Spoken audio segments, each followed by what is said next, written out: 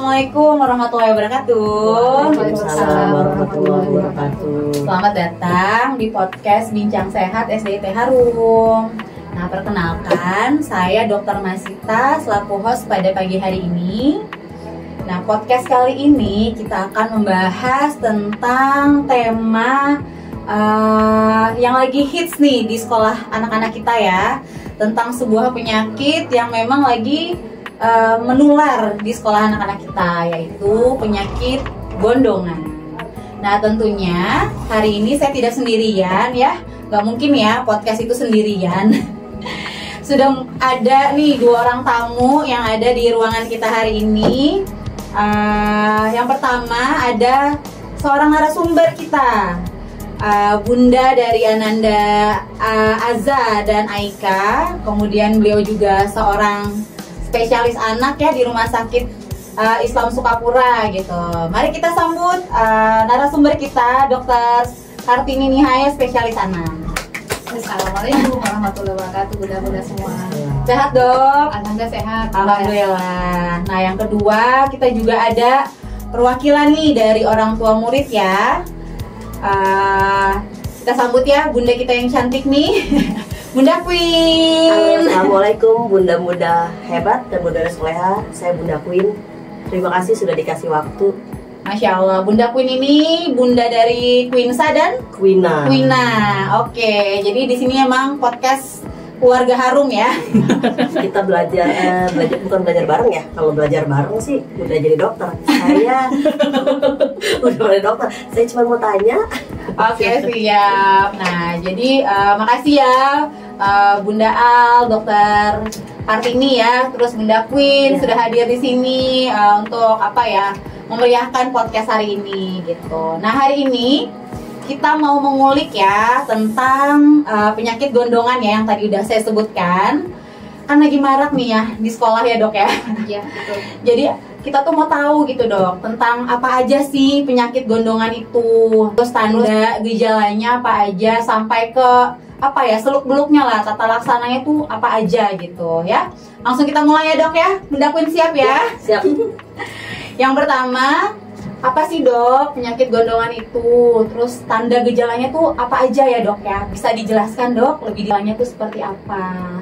Gitu, Dok. Oke, kita mulai ya. Gondongan yang mungkin kalau dari istilah medis kan biasanya kita kenal dengan mumps. Tapi kalau orang awam mungkin sebutnya gondongan. Nah, gondongan itu termasuk penyakit yang disebabkan karena virus. Karena oleh virus, makanya yang terpenting ya harus memperbaiki pertahanan tubuh.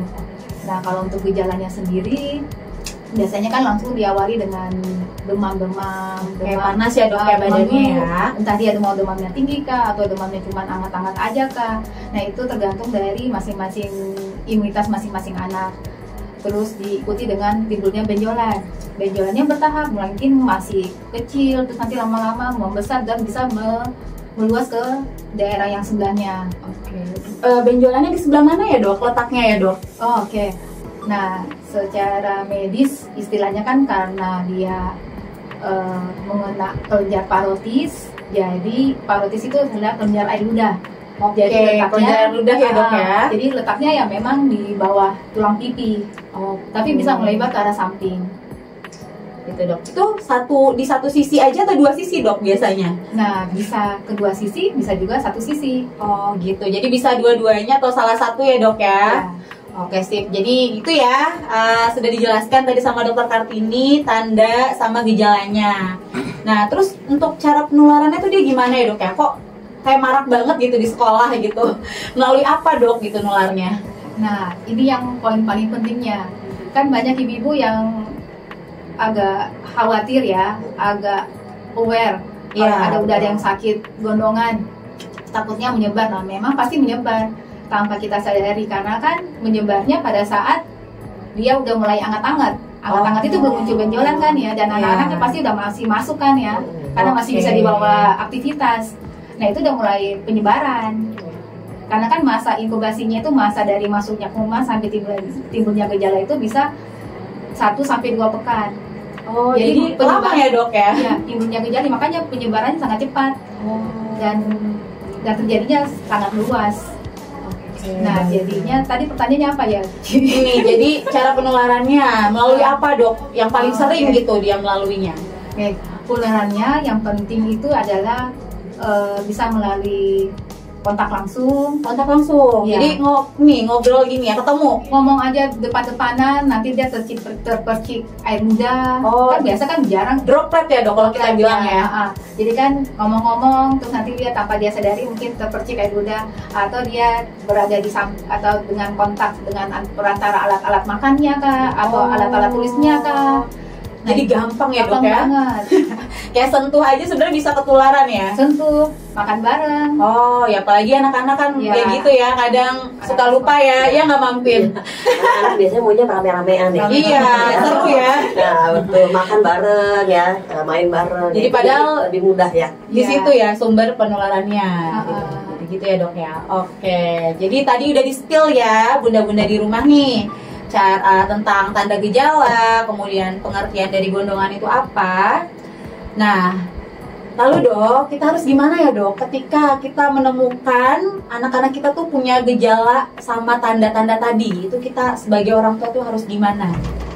Nah, bila anak kita sudah mulai ada gejala demam, terus mulai timbul benjolan, nah mohon bagi orang tua untuk tidak membiarkan anaknya beraktivitas dulu, mau di sekolah kah, mau di tempat bermain kah, atau mau di mall kah, pokoknya ya udah isolasi dulu sampai ketemu. Mungkin kalau bundanya mau berobat ya silakan berobat, atau mau tidak berobat ya bisa juga, karena kan bisa sembuh sendiri kan. Yang penting pokoknya intinya isolasi. Oh, jadi emang harus istirahat ya dok ya? Wajib nggak dok itu hukumnya istirahat di rumah? Kalau bisa dikasih hukum ya hukumnya wajib. Oh wajib.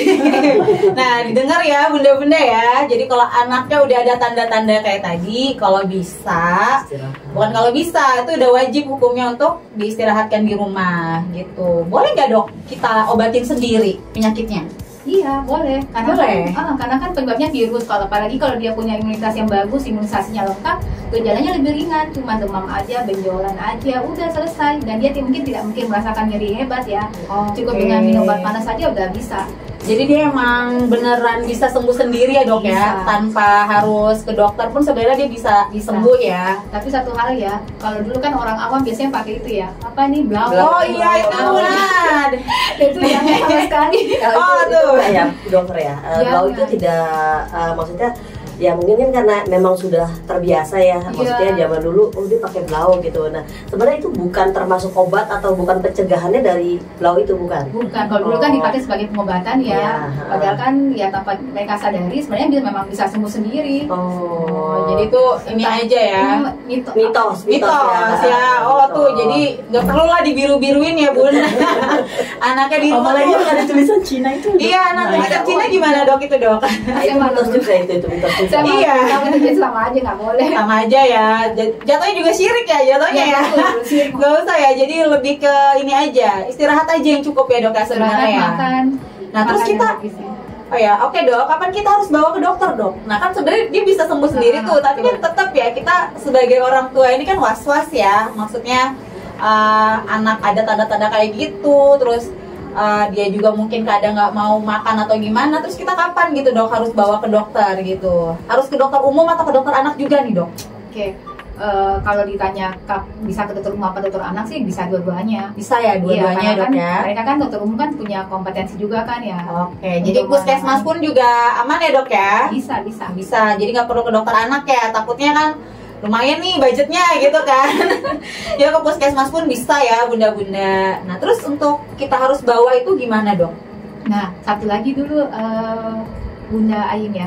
Kalau untuk dokter puskesmas mungkin di puskesmas tidak tersedia obat itu ya, tidak tersedia obat antivirus. Oh iya. Ya, jadinya mungkin dari puskesmas mungkin cuma mengedukasi terus memberikan obat panas aja. Oke. Jadi kalau untuk penanganannya lebih spesifik ya mungkin harus dokter anak, karena kan pengobatannya sebenarnya cuma obat antivirus aja. Oh gitu.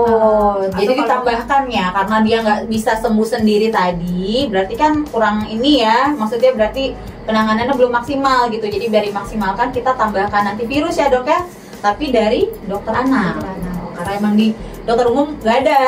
Dokter umum ada, cuma kalau Puskesmas nggak kalau ada. dia tugas di klinik mungkin bisa. Oh Tapi iya. kalau di puskesmas mungkin mungkin belum tersedia obatnya. Oh, di puskesmas tidak tersedia. Jadi ya memang ada pertimbangan ini ya dok ya, apa namanya, khusus untuk memang kita ke dokter anak gitu. Kalau harus bawa ke dokter itu kenapa dok? Misalnya karena anaknya nggak mau makan kah atau gimana dok kira-kira? Apakah perlu dibawa atau gimana dok? Nah, di saat kondisinya gejalanya lebih berat, kan kadang-kadang kalau dia misalnya benjolannya lebih besar, otomatis kan dia pada saat makan dia merasa nyeri. Nah itu mungkin perlu ke dokter, atau mungkin benjolannya timbul di kedua sisi. Nah itu mungkin anaknya merasa tidak nyaman sama sekali. Jadi kalau bisa dikonsultasikan ke dokter biar dapat pengobatan yang tepat. Oke, jadi kita nggak boleh abai ya. Walaupun memang ini penyakit yang bisa hilang sendiri, tapi memang kalau berat ya mungkin ya kita harus buru-buru nih bawa anak kita ke dokter gitu, baik ke dokter umum atau dokter spesialis. Oke, lanjut ya dok ya. Nah untuk gondongan ini ada komplikasinya nggak sih dok? Nah iya. Ada ya dok ya? Ada, makanya kalau untuk gondongan itu dari dia masuknya ke dalam tubuh kita, sebelum dia timbul gejala itu dia virusnya menyebar ke semua organ. Oh jadi nggak hanya di ini aja, leher kita aja? Oh, karena dia bisa menyebar kemana-mana, bisa ke alat kelamin. Oh alat kelamin. Alat kelamin ke kelenjar tiroid, ke pankreas, bahkan sampai ke otak. Wah berarti bahaya ya dok. Kita tidak mempunyai imunitas. Oh karena imunitasnya yang tidak baik gitu. Jadi memang komplikasi ini bahaya ya dok ya. Gak bisa dibiarkan juga gitu. Secara komplikasi memang teorinya berbahaya, tapi sampai saat ini sih alhamdulillah ya. Oh jarang. Oh jadi memang kita nggak terlalu harus khawatir ya dengan komplikasi ini ya dok ya, selama kita memang penanganannya yang tepat. Dan kalau bisa ya itu penanganannya lebih cepat. Lebih cepat penanganannya, lebih cepat penyembuhannya. Tepat dan cepat ya. Jadi tidak cepat menyebar ya dok ya. Ya, jadi yang penting itu. Kita baru tahu nih dok. Iya, saya juga baru tahu. Ternyata ada komplikasi. Saya pikir kalau penyakit gondong kan penyakit biasa ya dok ya. Iya. Zaman dulu. Tapi ternyata dengan adanya podcast ini yaitu dia ada komplikasinya yang kita baru tahu saat ini gitu. Jadi memang penanganannya harus cepat ya, harus segera ya. Cuman gini dok, kebanyakan kan kita kan belum nanya ya, kok udah nanya ya bu? Oke dok, lanjut ya dok pertanyaannya ya. Bagaimana sih dok cara mencegah penyakit gondongan ini gitu? Kita harus gimana gitu dok? Nah yang pertama untuk tindakan pencegahan yang penting pertama ya imunisasi yang lengkap. Imunisasi ya. Nah kan kalau imunisasi yang pertama kan usia 9 bulan kan ya. Oke. Nah, itu vaksinnya pakai vaksin ya dok ya? Vaksin campak kan yang biasa mungkin kita dapat dengan sebutan MR. Oke. Nah yang kedua ini yang penting nih, alhamdulillah bisa saya sampaikan di sini. Jadi yang kedua itu kan biasanya kalau pasiennya biasa imunisasi di puskesmas, biasanya nanti dapatnya cuma MR doang kan ya. Nah, MR itu singkatan dari measles dan rubella, jadi nggak ada gondongannya. Oh, jadi mumps-nya nggak ada ya dok ya? Ada. Nah, kalau bisa 9 bulan di puskesmas atau di mana aja bisa. Pada saat usia 18 bulan kalau bisa ya di dokter anak atau di bidan yang menyediakan MMR. Oh gitu, jadi berbeda ya bunda-bunda nih ilmu baru bahwa ketika usia 18 bulan ya dok ya, vaksinnya sebaiknya berbeda ya dengan vaksin yang umur 9 bulan gitu ya dok. Jadi yang 9 bulan itu pakai MR ya. Untuk 18 bulan sebaiknya pakai MMR. Ya MMR itu ya. Atau misalnya 9-14 bulan udah terlanjur tuh nggak pakai, cuman pakai MR. Nah nanti pada saat di usia sekolah kelas 1 SD yang biasanya datang tugas puskesmas tuh kalau bisa ya pakai MMR. Oh gitu, pakai MMR ya dok ya. Siap. Berarti kalau misalnya nanti ternyata dia sudah 18 bulan sudah MMR, apakah nanti pas usia sekolah itu harus MMR lagi nggak dok atau gimana? Kalau ada rezeki ya sebaiknya. Oh jadi dua-dua ya, nggak bisa milih nih. Soalnya masalah itu ya budget ya. Iya gitu kan. Itu biayanya berapa dok kira-kira? Ini penting nih soalnya buat ibu-ibu di rumah nih. Kalau masalah harga kan masing-masing rumah sakit yang menentukan ya. Mereka punya minimal cost ya. Pokoknya harganya mungkin kita 300-an untuk biaya vaksinnya sendiri, di luar biaya konsultasi. Oke, tetap worth it ya dibanding anaknya sakit gondongan gitu ya. Lebih baik dicegah gitu. Mungkin Bunda Queen ada yang mau ditanya Bun? Dok, gini nih, misalkan anak kita sudah vaksin ya dok ya, vaksinnya lengkap dari yang tadi dokter bilang 9 atau 18 bulan ya.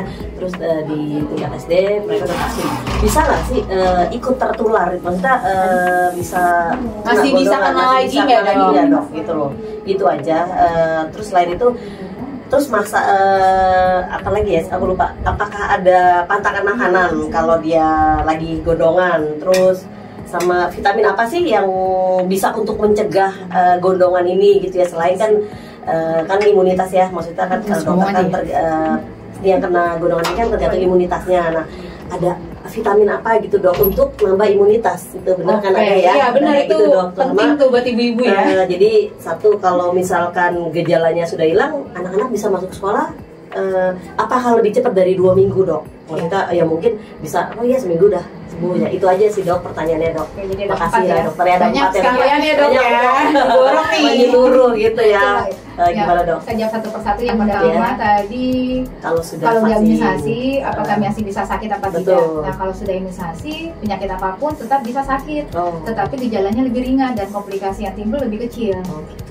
Jadi misalnya nih dia sudah imunisasi, terus dia sakit, mungkin gejalanya cuma berapa hari doang, mungkin cuma 3 hari, 5 hari, tapi gejalanya cuma 1 dan lebih kecil. Beda halnya kalau yang nggak imunisasi, bisa timbul lebih besar gejalanya dan bisa timbul di kedua sisi. Yang pentingnya, yang kedua tadi vitaminnya itu secara kalau dikaitkan sama gondongan sendiri sih, sehari-hari pokoknya kita kan makanan yang bergizi yang penting. Terus kalau bisa suplemen ya mungkin ada vitamin C atau vitamin D yang penting. Pertanyaan ketiga tadi apa Bunda Queen? Apa sih namanya? Masuk sekolah. Ini yang penting ya. Nah, pada saat anak kita udah berjalan sebagai gondongan, paling tidak minimal seminggu lah. Seminggu baru bisa beraktivitas lagi. Walaupun mungkin masih ada benjolan, tapi ya sudah lewat masa keluarannya. Oh gitu, jadi sudah lewat ya dok ya. Walaupun masih ada benjolan. Satu lagi dok, pantangannya. Biasanya pantangan, ya. Apa tuh pantangan makanan? Ya, boleh makan apa gitu ya. Atau ada makanan, oh ya bagusnya makan ini gitu ya. Jadi kalau sakit ini bagusnya makan ini dan nggak boleh makan ini gitu dok. Nah intinya kan karena benjolan, biasanya kan nyeri tuh. Jadi kan intinya kalau tergantung masing-masing anak, apakah dia merasa nyeri apa enggak. Kalau dia nggak merasa nyeri ya nggak ada pantangan makanan. Tapi kalau dia merasa nyeri ya kalau bisa makan yang benar. Sama yang penting jangan makan yang asam-asam.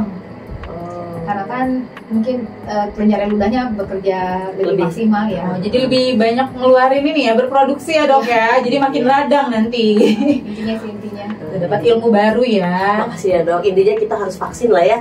Ya. Vaksin jangan lupa. Vaksin ya dok ya. Vaksin sama yang penting ya orang tua yang anaknya udah bergejala demam dan benjolannya awalnya itu terasa keras ya, belum normal tuh. Nah itu udah mulai tuh jangan sekolah, jangan coba-coba lagi karena langsung nular, bisa satu kelas malah bisa menular satu sekolah malah.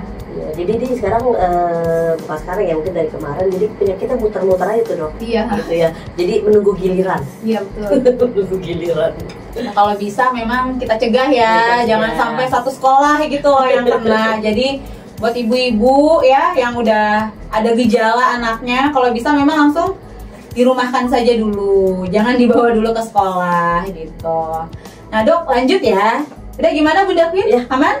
Aman, cukup. Makasih ya dokter. Ya sama-sama Bunda Queen. Masya Allah. Oke, karena sudah selesai ya pertanyaan, seperti sudah terjawab semua nih dok gitu. Makasih banyak Dokter Kartini ya atas ilmu yang telah diberikan pada pagi hari ini gitu. Semoga ilmunya berkah dan bermanfaat untuk kita semua. Ya, terima kasih juga ya Bunda Ai sama Bunda Queen ya udah datang ke sini ya. Masya Allah. Kemudian kita juga mengucapkan terima kasih untuk waktunya ya dok ya, yang sudah dokter luangkan.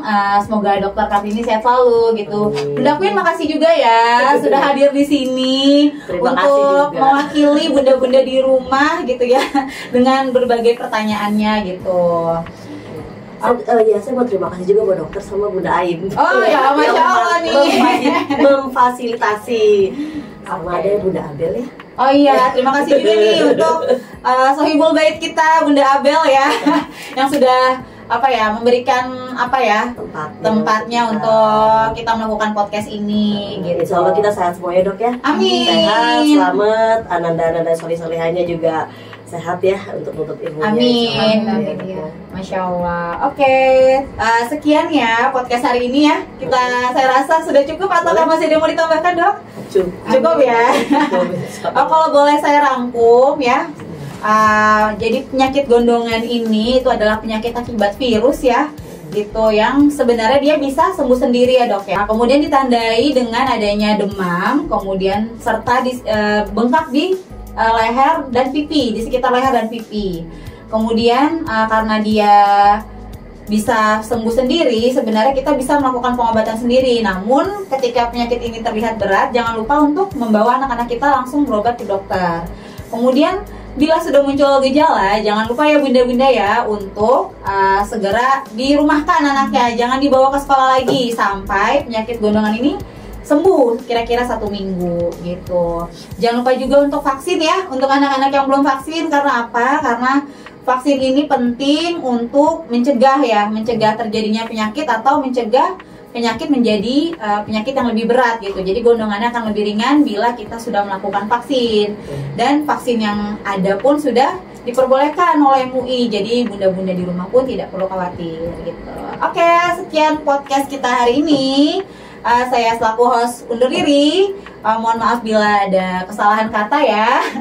Terima kasih. Sampai jumpa di podcast kita selanjutnya. Assalamualaikum warahmatullahi wabarakatuh. Waalaikumsalam warahmatullahi wabarakatuh.